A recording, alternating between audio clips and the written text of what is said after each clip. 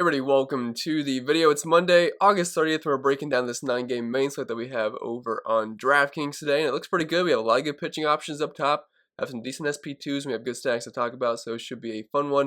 And if you do find this video helpful in any way possible, please leave a like, subscribe to the channel if you haven't already. If you want to take that one step further, become an official member over on Patreon. Link is down below in the description for that. And last but not least, this video is sponsored by PrizePicks. I'm sure most of you know what it is by now, but if you don't, it's daily fantasy sports simplified, just you versus the projections. There's no sharks, 150 max contests, or salary cap restrictions, or anything like that. Just you versus the props that they offer each and every single day. And as of right now, if you're new signee over on PrizePicks, you can use code CPENN to get a free money bonus. That's an instant deposit match up to $100 when you tell them I sent you. But I think that's it for the plugs for the most part. So without further ado, let's dive into today's video. And as always, we'll start with the pitchers, then move on to the bets. And I gotta be honest, there's a lot of options today, so it's gonna be kind of hard picking and choosing which two you like if you're only building one lineup today. So if you're building multiple lineups, it's a good day for that, because I kind of like mixing and matching all these pitchers around, because you can make cases for pretty much all of them for the most part. But we'll start up top with Corbin Burns, $10,200, one of the best pitchers in the NL this season, although he gets a pretty tough matchup versus the San Francisco Giants, who definitely have been hitting right-handed pitching pretty well. They will strike out just a little bit, but they have some overall really strong splits versus righties this season. If we want to take a look at their splits, just getting it on the screen for you guys. Like I said, strike out a little bit, 25.5% of the time, but they have a 200 ISO, a 324 OBP, a 331 WOBA, and a 108 WRC plus versus righties, and they do walk quite a bit as well. So this is no cakewalk matchup here for Corbin Burns, but the same can be said for the Giants, where this is not a cakewalk matchup versus Corbin Burns. I mean, the guy's got a 2.3 ERA in the season, xFIP not too far behind that, a 34.5% carry, doesn't really walk too many guys, less than 2 walks per 9, doesn't give up any power whatsoever, 0.71 ISO given up, and a 50% ground ball rate, and he limits the homers to around a half a homer per 9. So it's going to be a tough matchup on both sides here. As I always say, I usually give the advantage to elite pitching, so I definitely have interest in Corbin Burns tonight. I do not think he's a must play, because we have seen him be a little bit hit or miss this season sometimes, although he tends to be more hit than miss. But you just got to be careful because of the tough matchup here, but I'm definitely looking forward to watching this game just as a baseball fan, because we have power on power here. But the Giants only do have a 3.45 implied team total. He's a slight favorite and an 8.5K prop over in Vegas. Dropping out Zach Wheeler, another really good pitcher in the NL this year. I mean, both these guys are going to be battling out for the NL Cy Young Award this season. But he's $10,000, gets a good matchup versus Washington, a very watered-down lineup as what we've seen in the past when they used to have some pretty overall good bats. They used to stack the Nationals a lot, but now a lot of those guys are now gone. Obviously, Juan Soto's there, but I mean, I still think Zach Wheeler is going to be an excellent option on today's slate. He throws more pitches than most pitchers every single game, which is a nice little floor boost, because the mornings you pitch, more than likely the more fantasy points you're going to get unless you get rocked. But Zach Wheeler is a guy that doesn't really get rocked too many games. He's one of the best pitchers in baseball this season. A 3.85 implied team total against him is a slight favorite here. 7.5K prop over in Vegas. For looking at his numbers in the season, not quite the strikeout rate that Corbin Burns has, but close to 30% here. Doesn't really walk many guys. Similar to Corbin, they both have the same amount of walks per 9.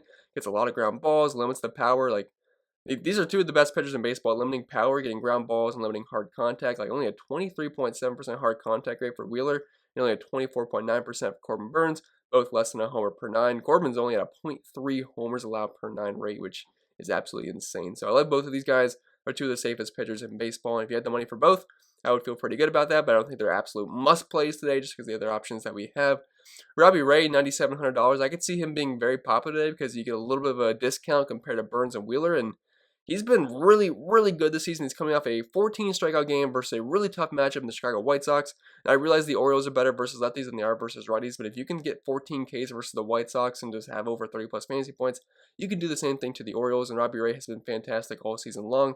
We have a 3.46 implied team total against him. A very heavy favorite, 73% chance for a win. I love the Blue Jays stack today. They have a team total north of 6, so I'd be very surprised if he doesn't get you that 4.1 bonus over on DraftKings. There's always a nice little added floor there, 8.5K props, similar to Corbin Burns, and his numbers on the year, over a 31% K rate. He does allow a little bit of power, a 180 ISO given up, which is the complete opposite of guys like Burns and Wheeler, but I mean, I cannot argue with Robbie Ray being a great play today. I mean, I would say there's this potential that he could be my highest owned pitcher today in 150 max contest. I know he gives up fly balls, hard contact, and homers, but I'm not that scared of the Orioles lineup outside of a few guys. I realize Toronto maybe isn't the best place to pitch, but I think Robbie Ray will be just fine here. I like that he's below 10K, and I love the upside we get from him. Dropping out Luis Garcia, $9,200. I think he's a good pivot option off of these chalkier pitchers that we just talked about. Because for $500 more, I'd simply just want to get Robbie Ray, Zach Wheeler, Corbin Burns for just a little bit more money. But Luis Garcia should be lower owned. He gets a really good spot versus Seattle. He's a pretty heavy favorite here. The Astros stack always seems to profile well. Just a matter of them actually hitting the ball or not. Chris Flexen's not a terrible pitcher, but I wouldn't say he's the best out there. I'd be kind of surprised if Garcia doesn't pick up the win. Team total below 4 against him, 6K prop over in Vegas. And while I realize some of his numbers pop up red here, he's getting compared to some really good pitchers, so obviously someone has to have the worst numbers of the bunch, and Garcia just happens to have the worst in some of these categories, but close to a 30% K rate, sitting right below 29%. Sierra's around 3.5, xFIP's a little bit higher at 3.7, but not going to complain too much here, 3.2 ERA, limits the power, has a lean to the fly balls, kind of similar to Robbie Ray there, but only 1 homer allowed per 9 and a 31% hard contact rate. And again, Seattle, not a team you really get too scared about.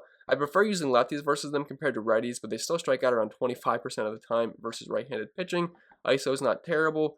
WOBA's below 300, and the WRC plus is below league average at 93. So I think RC at $9,200, he's a good potential lower-owned option up top with a lot of upside.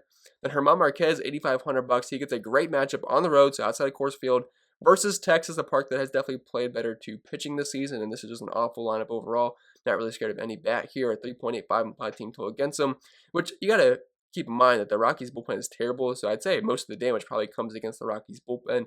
Is a slight favorite here, 6K prop over in Vegas, and his numbers on the year, while they're not going to look quite as good as the other pitchers we talked about, like I mentioned with Garcia, they're still not terrible. A 25% K rate, has a huge lean to the ground ball, is a 52% ground ball rate, only a 26% fly ball rate, doesn't give up too much power, so I think Marquez in an excellent spot versus Texas is going to certainly be in play, especially away from Coors Field. If you're looking at the Rangers splits versus righties this season, a terrible 82 WRC plus, a 288 WOBA, 24.3% K rate, and just some overall pretty ugly numbers, so I definitely like Marquez today. And then Chris Paddock's going to return from the IL. He's been out a couple weeks, and $5,600, I mean, I realize Chris Paddock is not the most exciting pitcher to roster. I feel like every single time I roster Chris Paddock, he ends up getting blown up. There's obviously risk here for a low pitch count, but I think that's kind of factored into the price tag. Like if he's $7,000, $8,000, I'm probably passing on Chris Paddock, but at $5,600, if he gets like 60, 70 pitches, there's a way this can still work as long as he's efficient. Although we have to wait and see. I've looked it up.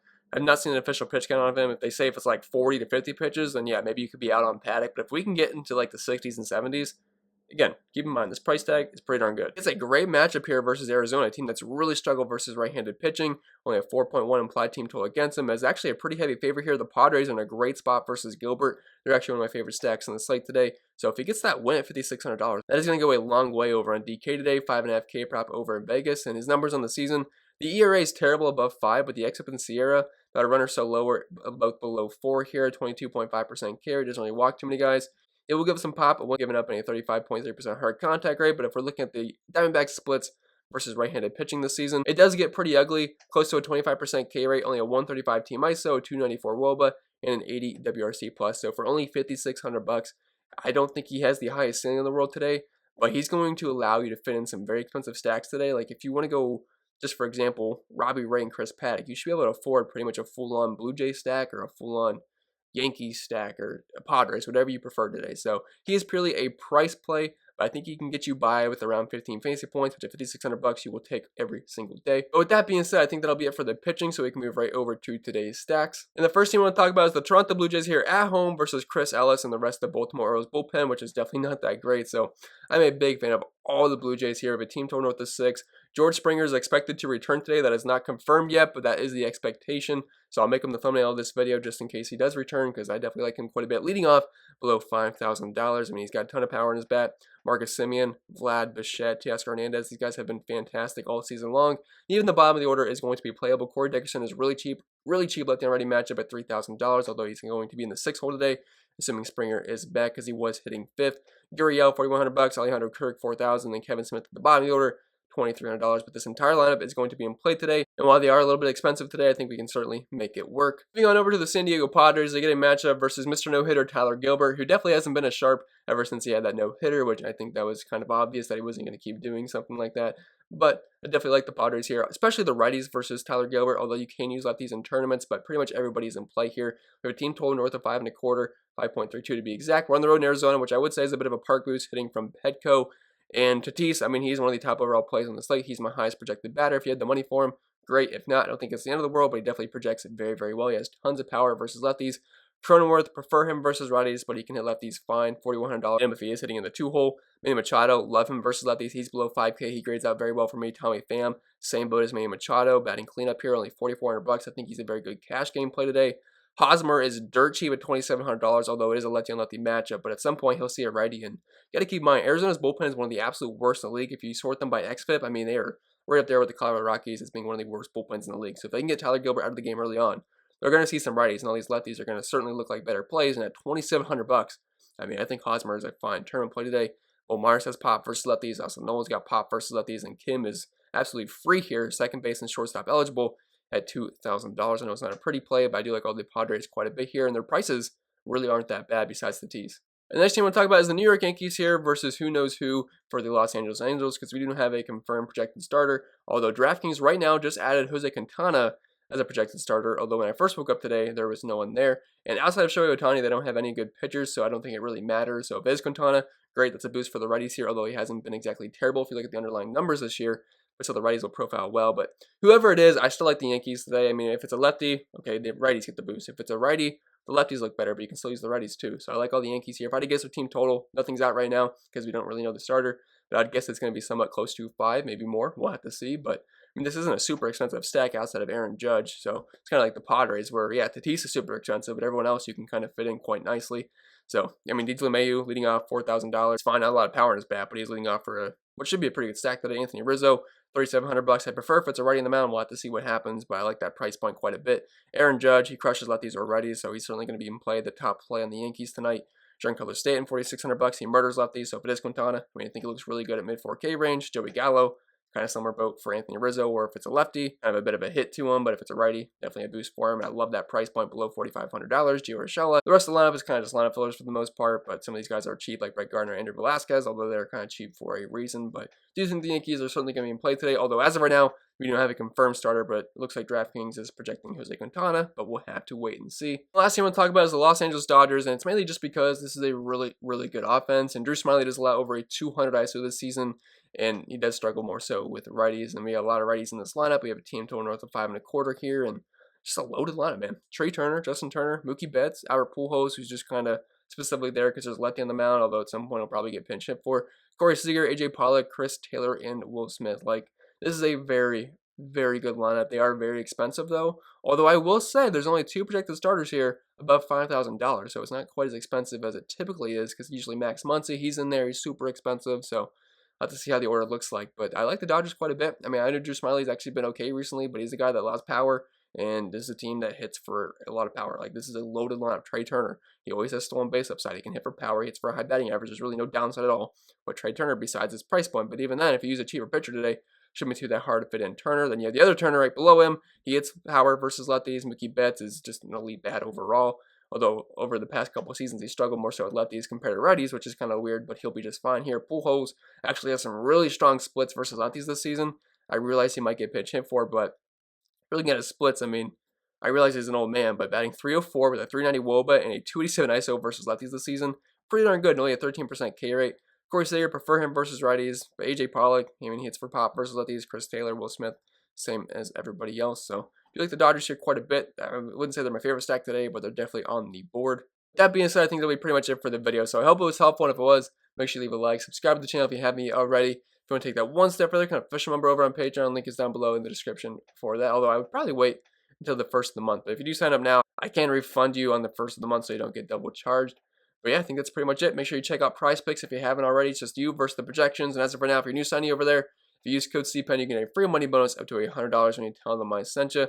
But I think that'll be pretty much it. I will see you guys on Tuesday for the next video.